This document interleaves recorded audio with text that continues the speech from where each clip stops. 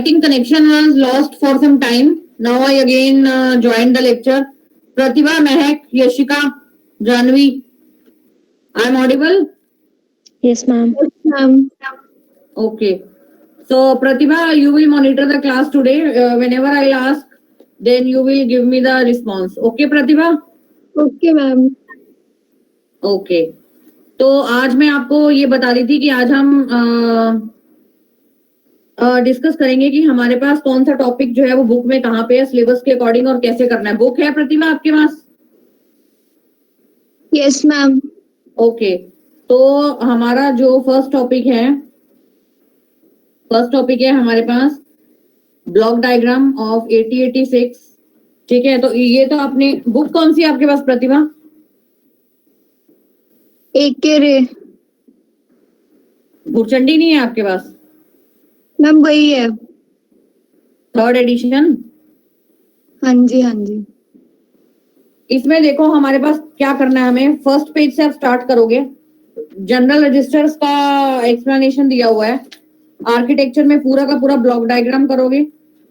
Memory segmentation, flag register आपके पास of 16 type, सारे के सारे फ्लैग रजिस्टर, इनकी एक्सप्लेनेशन.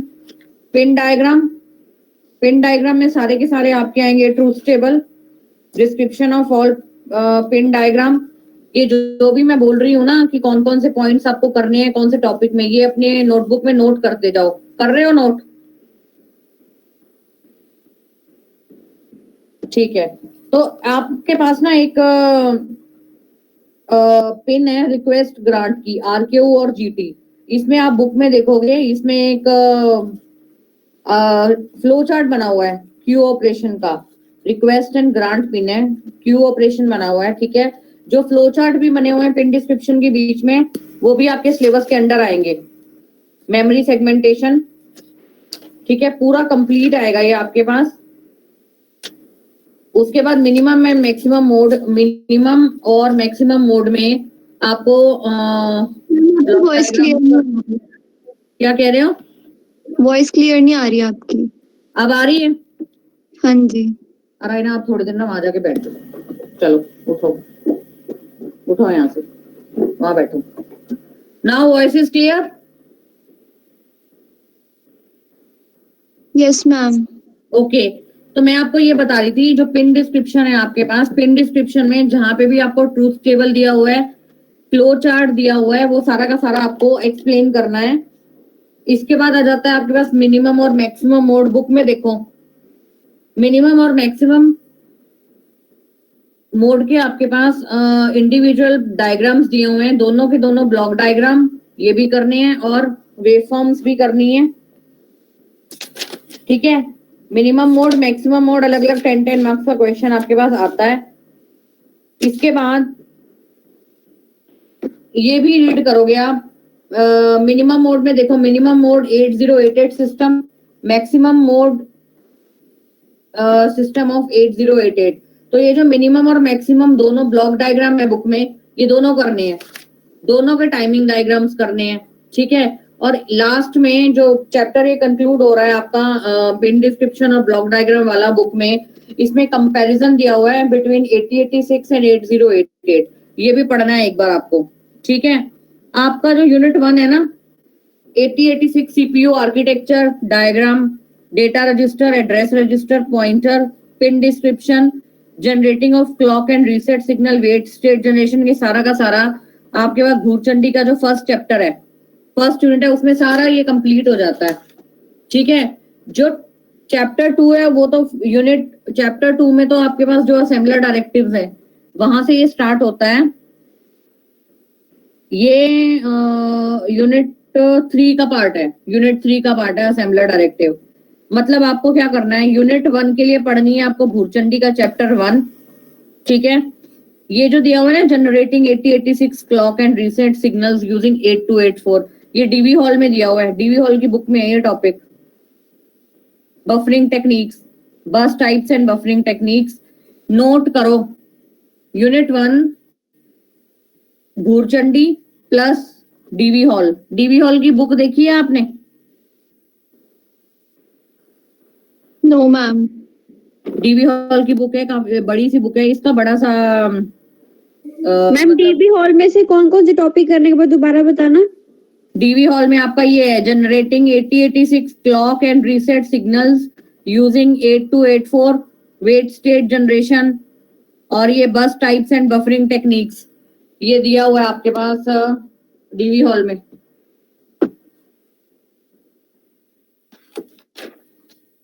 कर लिया note? Yes ma'am. Buffering techniques जो है वो दी हुई है उसमें, और बस टाइप्स भी दिए हुए हैं। उसके बाद जो यूनिट 2 है, यूनिट 2 में तो यही आ जाता है मिनिमम एंड मैक्सिमम मोड, ये तो चैप्टर 1 का ही पार्ट है, ठीक है। मेमोरी डिवाइसेस, मेमोरी डिवाइसेस में वो आ जाते हैं जो आप तो सीएससी से हो, जो बेसिक आपके मेमोरी डिवाइसेस नहीं है, रैम रोम पढ़े होंगे ये आपने। Yes ma'am. Basic memory devices जो आपकी कंप्यूटर की बुक में, डेटा पता नहीं कौन सी बुक में होगा, ये तो डेटा स्ट्रक्चर की बुक में आई थिंक दिए हुए हैं। किसमें दिए हुए हैं ये मेमोरी डिवाइसेस, कहाँ से पढ़े अब तक? Computer architecture. कंप्यूटर आर्किटेक्चर, हाँ, कोआ की बुक में है, कंप्यूटर आर्किटेक्चर एंड ऑर्गेनाइजेशन, उसके सिलेबस में है ना ये मेमोरी डिवाइसेस। Yes ma'am. हाँ, ये मेमोरी डिवाइसेस वहां से करो।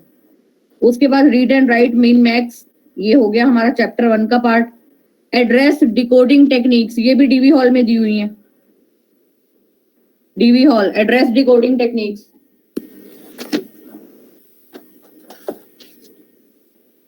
कर लिया नोट? Yes ma'am. अच्छा, उसके बाद आपके पास आ जाता है इंटरफेसिंग। इंटरफेसिंग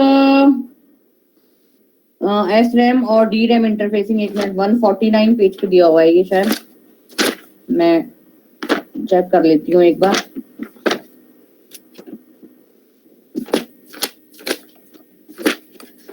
हाँ, पेज नंबर, चैप्टर 5 भूरचंडी का, चैप्टर 5 भूरचंडी, पेज नंबर है ये 149, basic peripherals and their interfacing with 8086। इस वाले चैप्टर में आपके पास कवर हो जाता है एक तो मेमोरी इंटरफेसिंग एस रैम की, ठीक है, डी रैम की, और इसके अंदर जितने भी एग्जाम्पल दिए हुए हैं ना, ये एग्जाम्पल 5.6 5.7 शुरू से एंड तक जितने भी एग्जाम्पल दिए हुए हैं इस वाले चैप्टर के सारे करने हैं। मल्टीप्लेक्स, 7 सेगमेंट डिस्प्ले,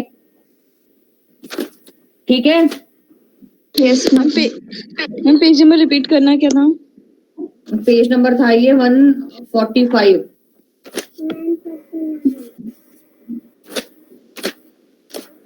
चैप्टर है 5 भूरचंडी में इंटरफेसिंग का।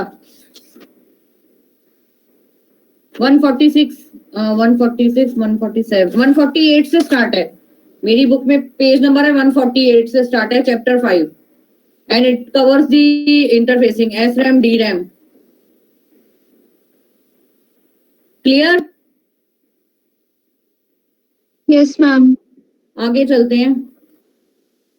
S RAM D RAM example, RAM ROM के जो सारे के सारे एग्जाम्पल हैं, 7 सेगमेंट डिस्प्ले के दिए हुए हैं कुछ एग्जाम्पल, और इंटरफेसिंग के एग्जाम्पल है, ये सारे चैप्टर 5 के करने हैं, ठीक है। उसके बाद आ जाओ अपने सिलेबस के अकॉर्डिंग यूनिट 3 की इंस्ट्रक्शन फॉर्मेट, बताओ। मैम जो बुक में एग्जांपल्स तो है मैम, एक बार करवा देना उन्हें, ये S RAM D RAM example, ये इंटरफेसिंग के। मैम इसका जो लास्ट में डायग्राम बनता है ना वो नहीं समझ आ रहा। मतलब एग्जांपल्स आप एक बार खुद करवा देना मैम, तभी हम कर पाएंगे, मतलब ऐसे तो फिर बुक रीडिंग तो नहीं होएगी ना। 2 करवा देना, बाकी फिर देख लेंगे। समझ गई? Yes ma'am, yes. हाँ, बेसिक बता दूंगी मैं, एग्जाम्पल आपको करवा देती हूँ। हाँ जी मैम। मैम सेकंड के बाद आप फोर्थ बता देना एक बार, कहाँ कहाँ से करेंगे, फिर थर्ड बता देना। सेकेंड यूनिट के बाद फोर्थ यूनिट बताऊं? Yes ma'am. फोर्थ यूनिट में तो देखो parallel and serial input output port designing and address decoding, ये डीवी हॉल में है ये चैप्टर, ये भी डीवी हॉल, ठीक है। मैम डीबी हॉल में इंटरफेसिंग नहीं है 8055 की और 51 की इंटरफेसिंग नहीं है उसमें, लेकिन उसमें मेमोरी मैपिंग और एड्रेस डिकोडिंग का कंसेप्ट बताया हुआ है। यस मैम ये तो बताया हुआ है। हाँ वही कह रही हूँ, ये डीबी हॉल से होगा, ठीक है। और उसमें ना ये डिफरेंस भी बताया हुआ है, मेमोरी मैप्ड इनपुट आउटपुट और आइसोलेटेड इनपुट आउटपुट में क्या डिफरेंस है, ये डीबी हॉल में हो गया, ठीक है। Fine. Yes, yes ma'am. Ma'am. अब 8255 और 8251 तो किसी भी बुक से कर सकते हो, दोनों बुक्स में दिया हुआ। ये मेरे पास अभी मेरे सामने तो ये भूरचंडी की बुक है, चैप्टर 5 में दिया हुआ है 8255, पूरा कंप्लीट करना है ये, बिल्कुल पूरा का पूरा कंप्लीट। इसके साथ एक दो एग्जांपल्स हैं वो भी करके जाना, इसके मोड्स भी। Okay, ma'am. आपके पास रिकॉर्डिंग की हुई वीडियोस पड़ी हैं? हाँ हाँ वो रिकॉर्डिंग मेल कर देना सबको। मेल कर देती हूँ। मैम ये सारे रिकॉर्डिंग मेल कर दो, मैं वो हेल्प हो जाएगा ओके थोड़ी। ओके। इसके बाद A to D D to A converter Bhurchandi से आएगा, और इसमें जो एग्जांपल दिए हुए हैं ना A to D या D to A के, उसमें से या तो A to D का एग्जांपल आएगा या D to A का। एक क्वेश्चन आता ही आता है, ये अब तक तो आया ही है, इंपॉर्टेंट है ये। 8255 के बाद A to D और D to A दिया हुआ है, ये कर लो, भूरचंडी में से कर लो ये वाला टॉपिक, ठीक है। फाइन। Yes, ma'am. इसके बाद स्टेपर मोटर इंटरफेसिंग, और कौन सी इंटरफेसिंग दी हुई है इसमें, keyboard alphanumeric display multiplex display. Keyboard और अल्फान्यूमेरिक डिस्प्ले डीवी हॉल में दिया हुआ है ये, और स्टेपर मोटर वाली यहाँ दी हुई है भूरचंडी की बुक में। ऑप्टिकल एनकोडर विद 8086 ये नया टॉपिक है, ये इससे पहले नहीं था सिलेबस में। ऑप्टिकल एनकोडर मैं सर्च करके ऑप्टिकल एनकोडर आपको करवा दूंगी या इसकी स्लाइड सेंड कर दूंगी। Interfacing of optical encoder with 8086, ठीक है। Yes, ma'am. Interfacing keyboard alphanumeric displace multiplex displace, ये करो वहां से डीबी हॉल से। और interfacing of stepper motor with 8086 ये करो यहाँ भूरचंडी में से, ठीक है। Yes, ma'am.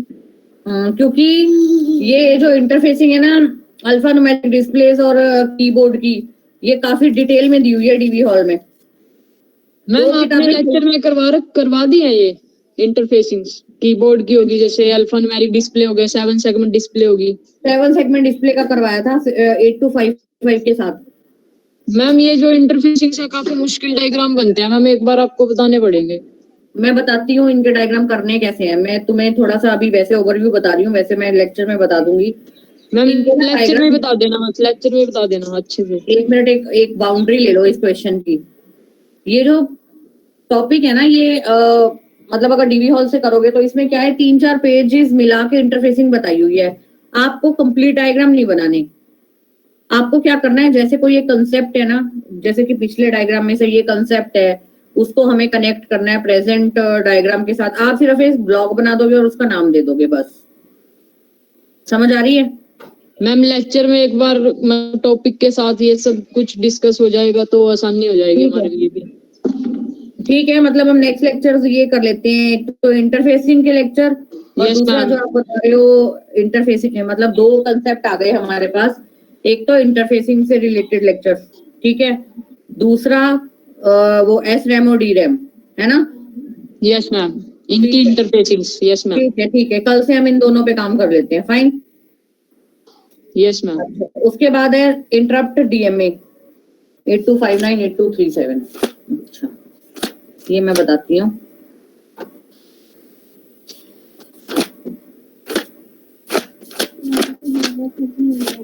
एट 8259 यहाँ पे भूरचंडी की बुक में दिया हुआ है, पेज नंबर 236 8259।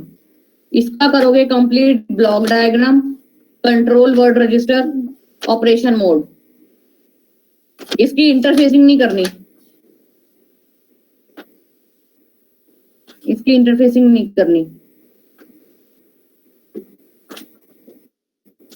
ठीक है। मैम चैप्टर नंबर कौन सा है? पेज नंबर बोल रहे हो? मैम चैप्टर नंबर बता दो। चैप्टर नंबर 6 में है ये, ठीक है मैम। चैप्टर 6 में है ये। उसके बाद यूनिट 4 में एक टॉपिक है 8251, वो भी इसी चैप्टर में है, चैप्टर 6 में। कीबोर्ड की जो इंटरफेसिंग है, कीबोर्ड इंटरफेसिंग वो भी दी हुई है चैप्टर 6 में, नोट कर लो। कीबोर्ड इंटरफेसिंग भी है चैप्टर 6 में, 8251 चैप्टर 6 में। इसके अलावा डीएमए चैप्टर 7, डीएमए जो दिया हुआ है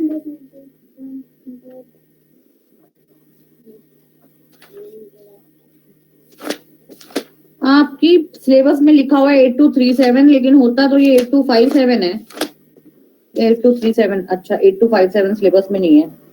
8237 प्रोग्रामेबल डीएमए इंटरफेस, ये दिया हुआ है आपके पास चैप्टर 7, 295 पेज पे, चैप्टर 7। ठीक है, Yes, ma'am. इतना ही है आपके सिलेबस में। मतलब कि जो आपका यूनिट 4 का नीचे वाला पार्ट है ना, वो सारा गुरचंडी में है। ऊपर के जो 2-3 टॉपिक हैं जो इस बुक में नहीं है, वो डीवी हॉल में है। अच्छा, चैप्टर 3 का इंस्ट्रक्शन सेट कहीं से भी कर लो, पूरा का पूरा जो इंस्ट्रक्शन का चार्ट है वो तो डीवी हॉल में अच्छा दिया हुआ है, और साथ में एग्जाम्पल लेने हैं 1-1, 2-2, तो वो दिए हुए हैं भूरचंडी में। असेंबलर डायरेक्टिव्स भूरचंडी, और logical arithmetic, 1 minute, arithmetic processing, timing, data conversion, ये सारा का सारा भूरचंडी में दिया हुआ है। Transfer instruction, logical instruction. तो इंस्ट्रक्शन सेट के जो नोट्स बनाओगे ना, इंस्ट्रक्शन सेट का पूरा जो चार्ट है वो तो है डीवी हॉल में, और जो 2-2, 3-3 एग्जाम्पल लेने हैं वो भूरचंडी से ले लो। ठीक है, Yes, ma'am. एड्रेसिंग मोड भूरचंडी से विद एग्जाम्पल। तो हमें अब सिलेबस एक बार ओवरव्यू करके हमें ये पता चल गया कि हमें जो लेक्चर्स करने हैं वो करने हैं, एक तो इंटरफेसिंग और मेन इंटरफेसिंग ये है, चाहे कीबोर्ड की है या एसरैम डीरैम की है। ठीक है मैम यूनिट 3 का सेकंड पार्ट जो है ना, प्रोग्रामिंग टेक्निक्स, वो कौन सी बुक से करना है? प्रोग्रामिंग टेक्निक्स, तो देखो प्रोग्रामिंग टेक्निक्स का तो कोई मतलब कि प्रोग्रामिंग टेक्निक्स में तो सारी की सारी प्रोग्रामिंग आ जाती है आपकी। अब प्रोग्रामिंग आपको अटेम्प्ट करनी है कि क्या करना है, क्योंकि इसमें सिंपल प्रोग्राम्स आ जाते हैं। ये तो कह रहा है writing assembly language program for logical processing, इसमें सारा कुछ आ जाता है, सारी प्रोग्रामिंग की बात है इसमें। तो मेन जो सिंपल प्रोग्राम है जैसे एडिशन, सब्ट्रैक्शन, मल्टीप्लिकेशन, कुछ भी है वो तो मैं आपको सेंड कर दूंगी। लेकिन आप जैसे मेरे को बता रहे हो कि ना आप लैब में गए हो, ना लैब लगाई है, ना लैब है, तो बिना लैब के ये प्रोग्रामिंग कैसे हो जाएगी? मतलब मैम क्या क्वेश्चन कैसे बनता है इसके ऊपर, क्या टॉपिक है, मतलब क्या क्वेश्चन कुछ तो ऐसे बनता है, प्रोग्रामिंग का क्वेश्चन बनता है इसके ऊपर। लेकिन आपका एम्फोसिस, मेरी बात ध्यान से सुनना, ये वाली बात मैं यहाँ पे ये बोल रही हूँ कि मैं यहाँ पे ना मतलब कि डायरेक्ट एक बात कहना चाह रही हूँ, इस बात को जरा ध्यान से सुनना, ठीक है? वैसे तो मतलब कि सब्जेक्ट वाइज तो हम इस चीज को इग्नोर नहीं कर सकते और नहीं करना चाहिए। मुझे ये बताना, एग्जाम कब है आपके? एग्जाम कब है? मैम मोस्ट प्रोबेबली 10 जन के बाद। 10 जन के बाद। माइक्रो प्रोसेसर के लिए ना मैं तुम्हें एक बात, बहुत इंपॉर्टेंट बात, की पॉइंट बता रही हूँ, ये बात ध्यान से सुनना तुम। देखो प्रोग्रामिंग पार्ट तुम्हारा स्ट्रांग नहीं है, ये तुम्हें पता है ना? Yes ma'am. अगर प्रोग्रामिंग आ भी गई और तुमने अब पढ़नी शुरू करी या पढ़ भी ली या कुछ एक प्रोग्राम का रट्टा मार भी लिया, क्रैमिंग कर भी ली, तब भी तुम श्योर तो नहीं होगी प्रोग्राम ठीक ही होगा। ये सच बात है बिल्कुल, क्योंकि प्रोग्रामिंग तुम्हें भी मालूम है, तुम कंप्यूटर के स्टूडेंट हो। Programming needs practice more and more. Bar bar lab में जाओ, प्रोग्राम करके देखो, उसमें चेंजेस करो, तब जाके आपकी प्रोग्राम की एफिशिएंसी बनती है। मानते हो ये बात? Yes ma'am. तो हमें जब भी कोई सब्जेक्ट में स्कोर करना है, आपको नंबर लेने हैं इसमें 75 में से, ठीक है, अच्छे मार्क्स लेने हैं, तो एक बात अपने माइंड में क्लियर कर लो कि मेरा प्रोग्रामिंग पार्ट तो बिल्कुल पुअर है, उसको तो इग्नोर कर दो। मैं तुम्हें यही सलाह दूंगी इस टाइम पे, क्योंकि अब सेशन भी इतना एंड में स्टार्ट हुआ है। प्रोग्रामिंग के ऊपर एम्फेसिस ना करके ना, हाँ टॉपिक के बीच में सिंपल प्रोग्राम आते हैं वो रीड कर लो, वो ठीक है, लेकिन वहां पे तुम थ्योरी का क्वेश्चन ही अटेम्प्ट करो तो स्कोर करोगे। प्रोग्रामिंग के लिए 100% बिल्कुल श्योर होना पड़ेगा तो जाके प्रोग्रामिंग का क्वेश्चन कर सकते हो। वो ऐसे ही है जैसे मैथमेटिक्स का कोई क्वेश्चन सॉल्व करना, समझ रहे हो? Yes, ma'am. समझ आ रही है मेरी बात? मान लो इसीलिए माइक्रो प्रोसेसर में, ना 2 मिनट, इसलिए ना माइक्रो प्रोसेसर में थ्योरी का कोई भी क्वेश्चन छोड़ने की तुम्हारे लिए कोई गुंजाइश नहीं है। उसका कारण है, मान लो अगर 2 क्वेश्चन के ऑप्शंस में 2 प्रोग्राम पूछ लिए ना, वो तुमसे नहीं होंगे, लेकिन अगर थ्योरी पूछ ली, प्रोग्राम के साथ थ्योरी का ही क्वेश्चन आ गया और वो ऑप्शन में आ गया, तो वो तुम अटेम्प्ट कर लोगे।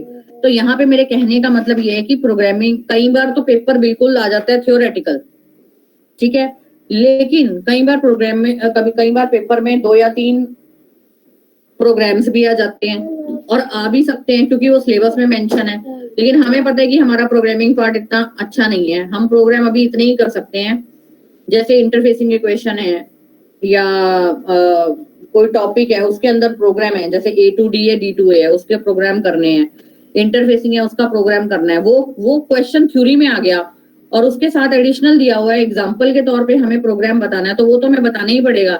लेकिन ये बिल्कुल सही है कि इस स्टेज पे अगर डायरेक्ट तुम्हें प्रोग्रामिंग का क्वेश्चन आ गया और तुम अटेम्प्ट कर लोगे, पहले तो हम उसमें कॉन्फिडेंट नहीं है, तो जिस चीज में हम कॉन्फिडेंट नहीं है उसको तो क्रॉस ही मान के चलो कि नहीं, यहाँ इस सेक्शन से तो मैं स्कोर नहीं कर पाऊंगा, ठीक है। तो मैंने स्कोर कहाँ से करना है माइक्रो प्रोसेसर में?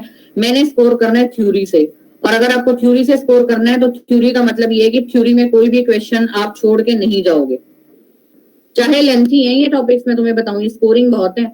अगर 8237 8257 जो लास्ट के टॉपिक्स हैं, 15 नंबर में डायरेक्ट क्वेश्चन आ जाता है और तुम्हें थ्योरी आती है, तो 15 में से 12 नंबर 11 नंबर कहीं नहीं गए, तुम ब्लॉक डायग्राम दे रहे हो, पिन डिस्क्रिप्शन दे रहे हो, ठीक है, लेकिन प्रोग्रामिंग में कोई श्योरिटी है नहीं। और अगर तुम थ्योरी में भी कोई क्वेश्चन छोड़ गए, ठीक है, प्रोग्रामिंग का पार्ट वैसे पुअर है, तो नंबर कहाँ से आएंगे? फिर तो वही है, 2-3 क्वेश्चन अटेम्प्ट करने के लायक बचोगे, और उसमें स्कोर कितना होगा 75 में से तुम्हें भी पता है। You get my point? Yes, ma'am. Instruction कर लो, इंस्ट्रक्शन के एग्जांपल अच्छे से कर लो, इंस्ट्रक्शन का क्वेश्चन तो आना ही आना है थ्योरी में। प्रोग्रामिंग पार्ट पुअर है तो यहाँ उसको हम कैसे ओवरकम करेंगे? हमने थ्योरी का कोई भी क्वेश्चन छोड़ के नहीं जाना है, कोई भी आईसी छोड़ के नहीं जानी है, A2D या D2A नहीं छोड़ के जाना, क्योंकि हमें नहीं पता कि ऑप्शन में कौन सा क्वेश्चन आ जाएगा। ये माइक्रो प्रोसेसर स्कोर करने का सबसे बेस्ट पॉइंट बता रही हूँ मैं तुम्हें, थ्योरी का क्वेश्चन मत छोड़ के जाना, क्योंकि अगर 2 या 3 प्रोग्राम आ गए तो, और वहां पे तुम्हें थ्योरी भी नहीं आती हुई, फिर तुम्हें पता ही है, फिर स्कोरिंग नहीं हो पाएगी। क्लियर है ये बात? Yes, ma'am. थ्योरी कर लो, क्यों? क्योंकि ब्लॉक डायग्राम लर्न करना इजी है, पिन डायग्राम लर्न करना इजी है, थ्योरी 4-5 बार एक क्वेश्चन पढ़ोगे, अटेम्प्ट करनी इजी है, बजाय इसके कि प्रोग्रामिंग में टाइम लगाओ। अब टाइम ही नहीं है इतना कि प्रोग्रामिंग में टाइम लगाओ, वो टाइम बाकी के टॉपिक्स याद करने में लगा लो, ठीक है? Yes, ma'am. और कोई क्वेश्चन पूछो, या तुम्हारे माइंड में आ रहा हो, तुमने सिलेबस देखा हो, कोई टॉपिक देखा हो, बोलो।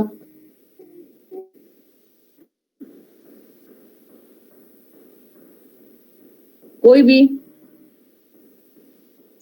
मैम कल से 4th यूनिट की इंटरफेसिंग शुरू कर देना।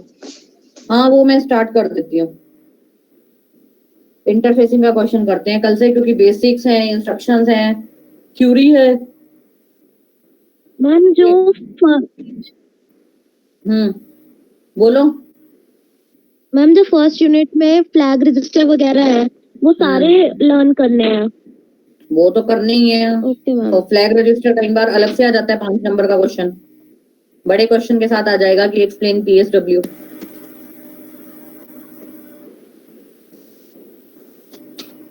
Okay ma'am. सारे करने हैं, और उनका ना एग्जांपल भी बताओगे कि कैरी फ्लैग है तो वहां पे एक मैथमेटिक्स का एग्जांपल दे दो, ऑक्सिलरी कैरी फ्लैग सेट हो रहा है, 2 नंबर ले लो, 2 डेटा ले लो, उनको ऐड करके दिखाओ कहाँ पे कैरी आ रही है, कौन सी बिट पे कैरी आ रही है, ये सारा करके बताओ ना।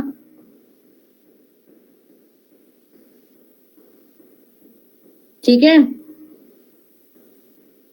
Yes ma'am. विद एग्जाम्पल बताओगे सारा सब कुछ। और कोई क्वेरी?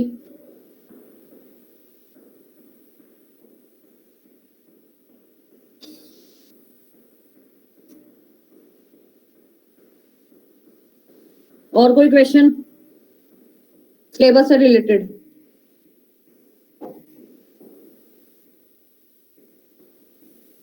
और कोई क्वेश्चन नहीं है?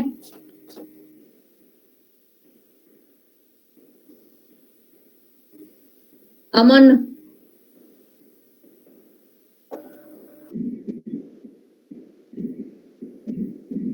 हाँ पैटर्न तो वही है, एक यूनिट में से 2 क्वेश्चन तो बनते ही हैं, 4 यूनिट है, 8 क्वेश्चन आते हैं ना, 8 में से 5 तुम्हें करने हैं, यही पैटर्न है ना? नहीं मैम, बीच में ना बोलो। पैटर्न कुछ भी आए, थ्योरी का क्वेश्चन तो ऑप्शन में आएगा ही आएगा। तुम्हें अगर ये लगता है कि कोई यूनिट छोड़ जाओगे या कोई यूनिट आधा कर जाओगे, वो गलती मत कर देना। यूनिट छोड़ने की छोड़ नहीं सकते क्योंकि प्रोग्रामिंग पार्ट हमारा स्ट्रांग नहीं है, इसलिए यूनिट मैम नहीं, वो बात नहीं बोल रहे थे, हम बोल रहे थे कि जो हमारा पैटर्न चेंज हुआ था ना, उसमें 3 मार्कर और 5 मार्कर भी आने स्टार्ट हो गए थे। कोई बात नहीं, हाँ वो ऐसे आएंगे ना, वो ऐसे आएंगे। मान लो जैसे first topic block diagram pin description का है, उसको हाफ हाफ कर देते हैं ना। जैसे आ जाएगा कि बस इंटरफेस यूनिट और एग्जीक्यूशन यूनिट को एक्सप्लेन करो, क्वेश्चन का एक पार्ट। क्वेश्चन का सेकंड पार्ट नीचे आ जाएगा, पीएसडब्ल्यू एक्सप्लेन करो, ठीक है। क्वेश्चन का थर्ड पार्ट नीचे आ जाएगा कि ये एक्सप्लेन दिस इंस्ट्रक्शन। तो आप जो एक बड़ा क्वेश्चन कर रहे हो, इतने बड़े बड़े ये क्वेश्चंस कर रहे हो 20 मार्क्स के अराउंड, तो इन 20 मार्क्स में से ही 6-6, 7-7 नंबर के क्या कहते हैं क्वेश्चन बन जाते हैं ना, तो वो जो ब्रेक में आ सकते हैं। वो एक ही बात है, चाहे वो डायरेक्ट पूरा क्वेश्चन पूछ लें 20 नंबर का, चाहे उसको ब्रेक करके पूछ लें, वो बात एक ही है। Okay ma'am. You prepare your complete topic, फिर उसके बाद वो टॉपिक पूरा है या उस टॉपिक को ब्रेक करके आए, वो एक ही बात है, वो तुम्हें आता होगा। इसलिए तुम्हें यहाँ अपना थ्योरी में टॉपिक ब्रेक नहीं करना, तुम्हें तो पूरा करके जाना है। फिर चाहे क्वेश्चन पेपर जैसे मर्जी सेट हो, कोई प्रॉब्लम नहीं है। क्लियर? Yes ma'am. अटेंडेंस दे दी है सबने चैट बॉक्स में?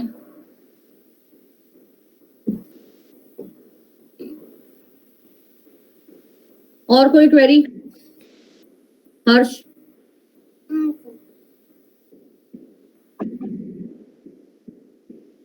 कल से हम इंटरफेसिंग के एग्जांपल स्टार्ट कर देते हैं, ठीक है? ठीक है, आज का लेक्चर हम यहीं पे वाइंड अप करते हैं and we will meet tomorrow with the interfacing पे। और अगर आप अपनी बुक साथ में लेके बैठो तो ज्यादा बेटर होगा मेरे लिए, ठीक है?